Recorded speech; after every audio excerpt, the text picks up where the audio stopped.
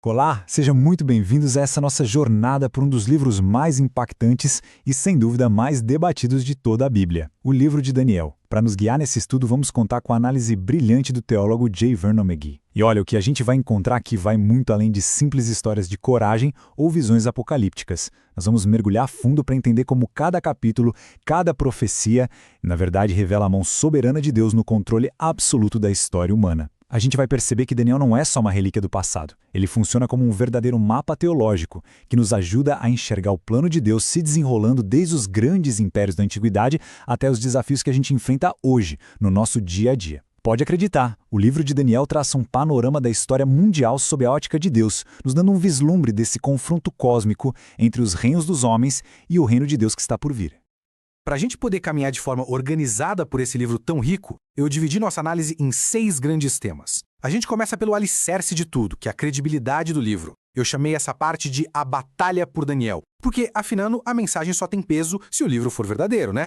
Depois, a gente mergulha no drama humano, olhando para a integridade impressionante de Daniel e seus amigos diante de uma pressão cultural gigantesca na Babilônia. É uma lição de caráter que atravessa os séculos. A partir daí, o foco muda para o profético. A gente vai decifrar o famoso sonho de Nabucodonosor, aquela estátua que revela o futuro dos impérios mundiais e, claro, o clímax da história com a chegada do reino de Deus. E para fechar, vamos analisar aquele teste de fé dramático na fornalha ardente, uma das histórias mais poderosas sobre fidelidade que existem. Cada parte se conecta com a outra, construindo um entendimento completo da mensagem de Daniel. Então, vamos começar pela nossa primeira sessão. A pergunta que não quer calar e que a gente precisa responder antes de mais nada é: o livro de Daniel é confiável? Como J. Vernon McGee sempre destacava, a precisão das profecias de Daniel é tão absurda, tão exata, que o livro se tornou um verdadeiro campo de batalha. Não é de hoje. Há séculos, críticos e estudiosos travam um debate intenso sobre quem escreveu e quando escreveu. E o motivo é simples. Se você aceita que Daniel escreveu o livro lá no século 6 a.C., você é obrigado a aceitar a realidade da profecia sobrenatural. E isso, claro, bate de frente com a visão de mundo naturalista, aquela que diz que nada existe além do que a gente pode ver e tocar. Então, percebe? A discussão sobre Daniel não é só um detalhe acadêmico, é um confronto de visões de mundo. Olha só quem entendeu perfeitamente o peso dessa discussão. Sir Isaac Newton, uma das mentes mais geniais da ciência. A frase dele mostra que o que está em jogo aqui é algo muito sério. O principal argumento dos críticos, que vem desde um filósofo do terceiro século chamado Porfírio e chega até os teólogos liberais de hoje, é que as profecias são precisas demais. Eles partem de uma premissa, de uma ideia pré-concebida: prever o futuro de forma sobrenatural é impossível. Ponto. Então, a conclusão lógica para eles é que o livro não pode ter sido escrito por Daniel, lá por 536 a.C. A teoria deles é que foi escrito por um autor anônimo, um falso Daniel, por volta de 170 a.C., no meio da perseguição de um rei chamado Antíoco Epifânio. Nesse cenário, o autor estaria na verdade escrevendo a história que já tinha acontecido e fingindo que era uma profecia sobre o futuro. O objetivo seria encorajar os judeus daquela época. Basicamente seria uma fraude bem intencionada, a única explicação possível se você parte do princípio de que Deus não pode revelar o futuro. Agora, o fascinante é ver como as evidências que a gente tem hoje respondem a essa crítica. J. Vernon McGee aponta 3 argumentos muito fortes que sustentam a datação tradicional, a mais antiga. Primeiro, a Septuaginta. Essa é a famosa tradução grega do Antigo Testamento. Sabe quando ela começou a ser produzida? Por volta de 250 a.C., ou seja, bem antes de 170 a.C., e ela já incluía o livro de Daniel. Isso quebra a teoria da datação tardia. Segundo, os manuscritos do Mar Morto, aquela descoberta arqueológica incrível do século XX. Lá foram encontradas cópias de Daniel que datam do 2º século antes de Cristo, o que mostra que o livro já era considerado antigo e sagrado naquela época, e não uma obra que tinha acabado de ser escrita. E terceiro, um relato do historiador judeu Flávio Josefo. Ele conta que quando Alexandre o Grande estava marchando para Jerusalém, lá por 332 a.C., o sumo sacerdote foi ao seu encontro e mostrou a ele as profecias no livro de Daniel que falavam sobre um rei grego que destruiria o Império Persa. Alexandre ficou tão impressionado que poupou a cidade. Se isso aconteceu, o livro já existia e era reconhecido muito antes da data que os críticos propõem. E agora a gente chega no que para a fé cristã é o argumento final, o ponto que encerra a discussão. McGee argumenta que, para além de qualquer evidência externa, a validação definitiva da autenticidade de Daniel vem de ninguém menos que o próprio Senhor Jesus Cristo. Lá no Sermão Profético, em Mateus 24, Jesus cita diretamente uma profecia de Daniel e se refere a ele como o profeta Daniel. Pensem bem, Para quem aceita a autoridade e a divindade de Cristo, o que mais precisa ser dito? Jesus, que não tinha papas na língua para chamar os fariseus de hipócritas, chamou Daniel de profeta. Essa validação pessoal, vinda do próprio Deus encarnado, na perspectiva da fé, está acima de qualquer debate acadêmico. Ela estabelece a autenticidade do livro de uma forma que nenhuma outra evidência poderia fazer. Então, só para a gente amarrar bem essa primeira parte, que é fundamental. A briga em torno da data de Daniel não é um detalhe pequeno. Ela vai no coração da ideia de revelação divina. A gente viu que as evidências a favor da autenticidade são fortes e vêm de vários lados. Da tradução grega antiga, do relato do historiador Joséfo, da confirmação da arqueologia com os manuscritos do Mar Morto e, acima de tudo, para a fé cristã, temos o selo de aprovação do próprio Jesus. Com essa base bem sólida, agora sim a gente pode mergulhar na mensagem do livro com total confiança, sabendo que estamos lidando não com uma ficção, mas com a palavra profética de Deus, um documento inspirado e historicamente confiável. Certo, agora que a gente já firmou o pé na validade do livro, vamos sair da defesa acadêmica e entrar no drama humano do capítulo 1. A história começa no meio de uma tragédia. Jerusalém foi invadida pelo exército avassalador de Nabucodonosor, e a elite da juventude de Judá, incluindo Daniel e seus 3 amigos, Ananias, Misael e Azarias, é levada como prisioneira para o coração do Império Pagão, a Babilônia. Mas eles não são tratados como prisioneiros comuns, não. Eles são selecionados para um programa de elite, um projeto de aculturação, de lavagem cerebral projetado para apagar completamente a identidade hebraica deles e transformá-los em servos leais e eficientes do Império. Era uma tentativa de conquistar não só o corpo, mas a mente e a alma deles. Nabucodonosor era um gênio da estratégia, e ele usou um método de assimilação muito inteligente. Foi um ataque em 3 frentes. Primeiro, a mudança de nomes. Os nomes hebraicos deles, que honravam a Deus, como Daniel, que significa Deus é meu juiz, foram trocados por nomes babilônicos que honravam deuses pagãos, como Beltesazar, Bel proteja a sua vida. O objetivo era claro, apagar a identidade espiritual deles. Segundo, a educação. Eles foram obrigados a mergulhar de cabeça na língua, na literatura e na sabedoria da Babilônia. Era uma tentativa de reprogramar a mente deles para que pensassem como babilônios. E por último, o ataque mais sutil, e talvez o mais perigoso, a dieta. Eles tinham que comer a comida e beber o vinho da mesa do rei. Isso não era só uma questão de gosto, não. Aquela comida, além de ter coisas que a lei de Moisés proibia, era consagrada a ídolos. Participar daquele banquete era, na prática, um ato de lealdade à idolatria do império. E é aqui, nesse versículo, que a gente encontra o ponto de virada não só do capítulo, mas da vida inteira de Daniel. No meio dessa pressão esmagadora para se conformar, um jovem, talvez um adolescente de 14, 17 anos, toma uma decisão. Magui enfatiza que não foi um protesto barulhento, uma rebelião pública. Foi uma decisão interna, silenciosa, mas firme como uma rocha. Daniel propôs no seu coração. No hebraico, essa frase quer dizer que ele estabeleceu um propósito firme, uma resolução. A batalha contra a cultura babilônica foi vencida primeiro dentro dele. Ele decidiu que sua lealdade a Deus não era negociável, mesmo numa questão que muitos poderiam achar pequena, como comida. Foi um risco na areia da sua alma. J. Vernon McGee, na sua análise, resume a vida desse homem extraordinário em 3 pilares, como a gente vê aqui. O primeiro, que a gente já viu no capítulo 1, é o propósito, aquela decisão firme de ser fiel a Deus, custe o que custar. Mas esse propósito não se sustentava sozinho. Mais para frente, a gente vai ver a oração como a prática diária, a disciplina que alimentava esse propósito. E como resultado de uma vida de propósito e oração, Deus deu a ele o dom da profecia, fazendo dele um porta-voz dos seus planos para a história. E esses 3 elementos não são separados, eles estão totalmente conectados. O propósito sem oração vira só regra vazia, e a profecia sem um caráter forjado no propósito e na oração pode se tornar algo muito perigoso. Resumindo essa segunda parte, a gente aprende uma verdade muito profunda aqui. A grandeza profética de Daniel não começou com uma visão espetacular no céu. Começou com um ato silencioso de integridade pessoal. Ao se recusar a comer a comida do rei, ele mostrou que tinha um caráter que Deus podia usar. E a resposta de Deus foi imediata. Ele não só deu a Daniel favor diante das autoridades e até uma saúde melhor, mas, o mais importante, ele viu ali um homem fiel, pronto para receber as revelações gigantescas que estavam por vir. A lição é clara. O caráter vem antes do chamado. Deus primeiro testa o nosso coração no secreto antes de nos dar responsabilidades em público.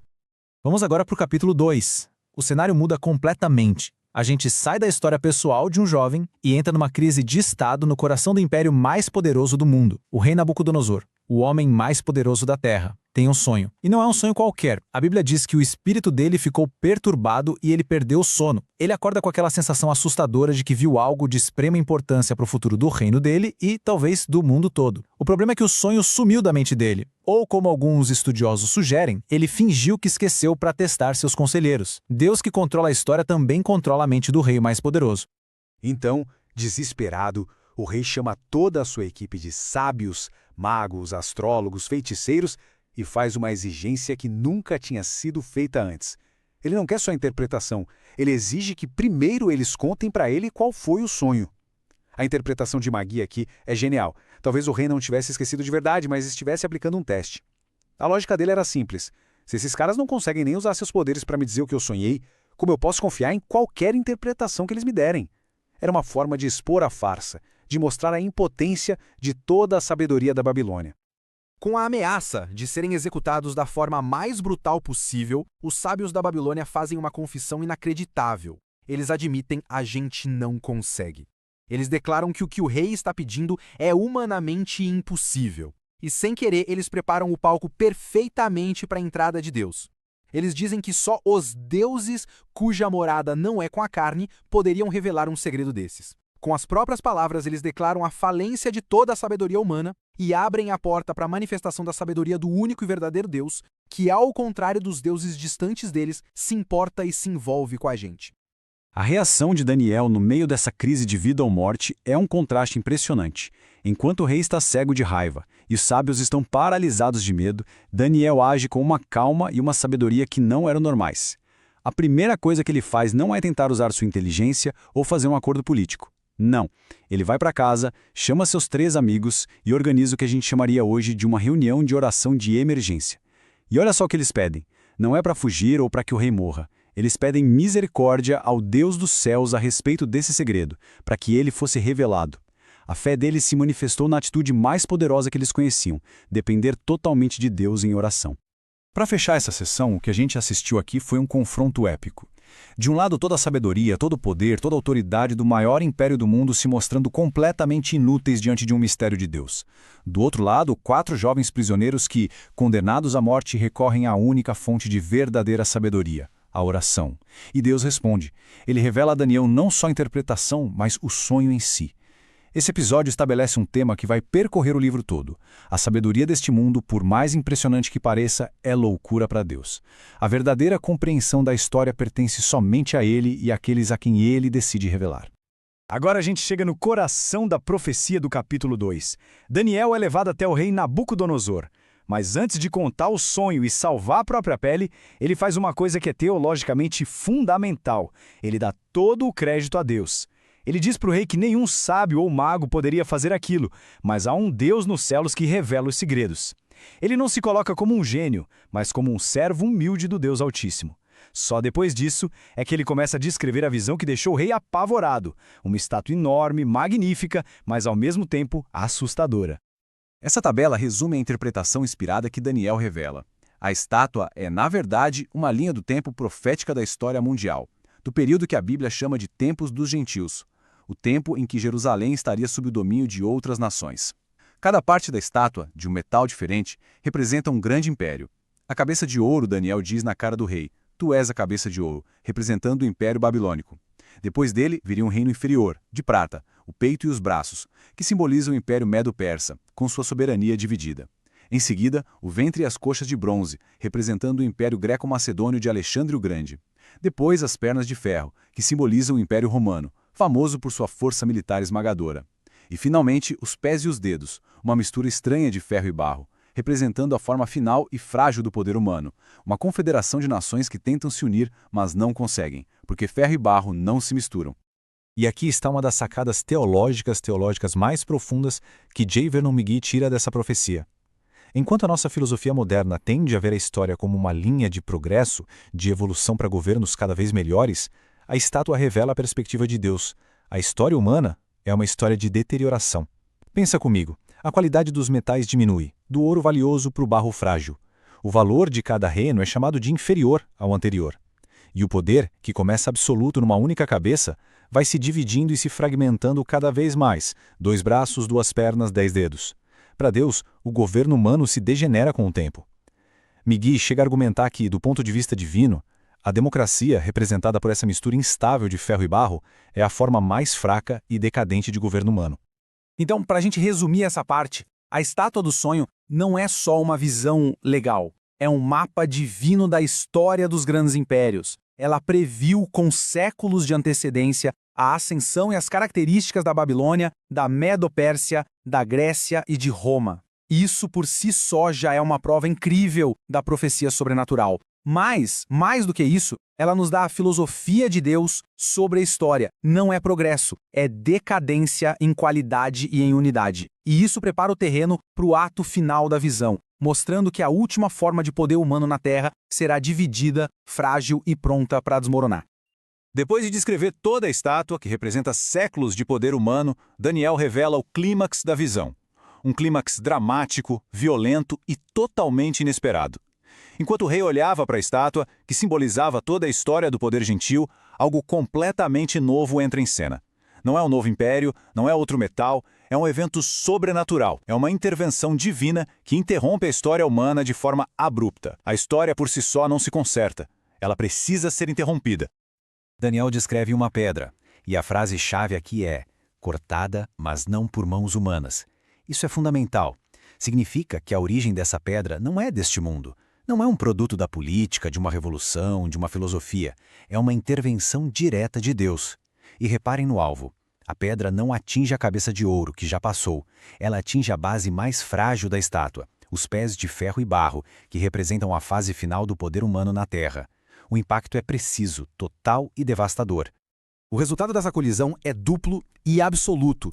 Primeiro, a destruição completa de todo o sistema de reinos humanos. A estátua inteira vira pó e o vento leva, sem deixar vestígio. É o fim permanente do governo humano como a gente conhece. Mas a história não acaba no vazio. Em segundo lugar, a pedra, que começou pequena, começa a crescer. Ela se transforma numa montanha gigantesca que enche toda a terra. Isso simboliza um novo reino, de origem divina, que é permanente, universal e que substitui tudo o que veio antes. E aqui, para não deixar nenhuma dúvida, Daniel explica o significado de forma clara. Ele diz para o rei: a pedra é o reino de Deus, um reino que não evolui dos reinos humanos, mas que os destrói. Um reino estabelecido pelo próprio Deus.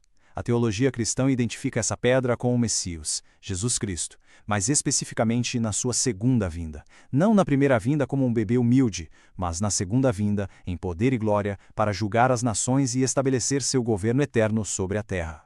Portanto, a mensagem final do sonho de Nabucodonosor é muito clara. A história humana não está andando em círculos sem sentido e também não vai terminar numa utopia construída por nós. Segundo essa profecia, a história caminha para um clímax que Deus já determinou.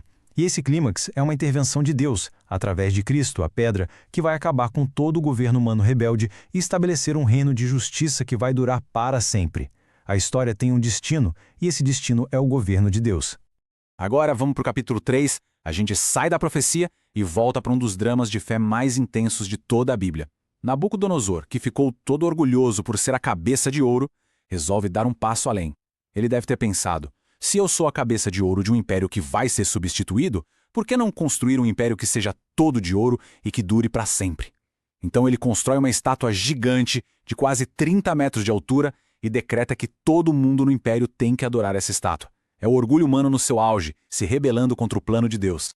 O plano do rei era criar uma religião de Estado para unificar seu império. E para garantir que todo mundo obedecesse, ele usou duas ferramentas psicológicas muito poderosas. A primeira foi a emoção. Uma grande orquestra tocaria e, ao som da música, todos deveriam se curvar. A segunda foi a ferramenta mais antiga da tirania: o medo. A ameaça para quem desobedecesse era a morte imediata e horrível numa fornalha superaquecida. A escolha era simples e brutal: ou você se conforma, ou você morre.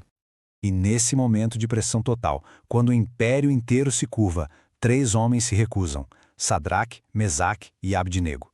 A resposta deles ao rei quando são confrontados é, sem exagero, uma das maiores declarações de fé da história. Primeiro, eles afirmam a confiança no poder de Deus. O nosso Deus é capaz de nos livrar. Mas é a segunda parte que é de arrepiar: mas se não. Quer dizer, a obediência deles a Deus não dependia de serem salvos. Eles não estavam negociando com Deus. Estavam declarando uma lealdade absoluta, incondicional. Se Deus os salvasse ou não, a decisão deles de não se curvar já estava tomada. Eles escolheram ser fiéis a Deus, mesmo que isso custasse a própria vida. O que acontece em seguida é um milagre que desafia a lógica. Os 3 são amarrados e jogados na fornalha, que estava tão quente que os soldados que jogaram lá dentro morreram só com o calor.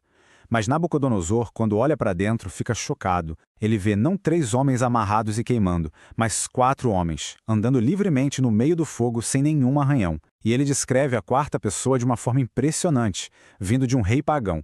A aparência do 4º é semelhante a um filho dos deuses. J. Vernon McGee e muitos teólogos interpretam essa figura como uma aparição do próprio Jesus Cristo, antes de seu nascimento, fisicamente presente com seus servos na hora da maior provação deles. Resumindo essa última sessão, a história da fornalha nos ensina uma lição muito profunda sobre a fé e a presença de Deus no sofrimento.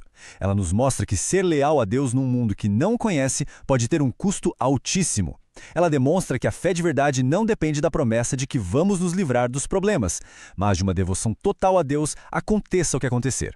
E talvez o mais importante, ela nos revela uma verdade que conforta. Muitas vezes, Deus não nos impede de entrar na provação, mas Ele promete estar com a gente dentro dela.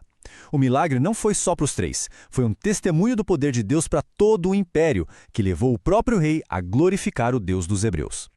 Chegando ao fim da nossa análise desses primeiros capítulos, a gente pode tirar 4 conclusões principais que formam a espinha dorsal do livro de Daniel. Primeiro, a soberania de Deus. A história não é um caos, é um roteiro divino sendo executado com perfeição.